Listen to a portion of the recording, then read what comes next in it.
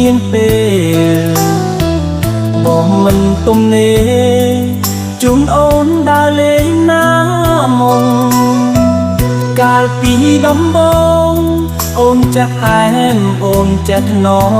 មធ្វើឲ្យបងលងលើអូនដកចិត្តមិនរត់ទឹងភ្នែកប្រចាំងប៉ះលើ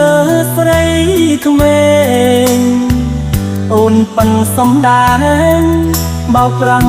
តែលុយបងចាយអំប្រាំងអស់ស្នេហ៍អូននាងឆ្លើយថាបាយបាយមិននៅជាមួយទៀតឡើយប្រក្មេងនៅរងចាំស្រីស្ដាយចិត្តខ្លាំងណាស់ដែលស្រឡាញ់អូនមិនគួរស្រីស្ងួន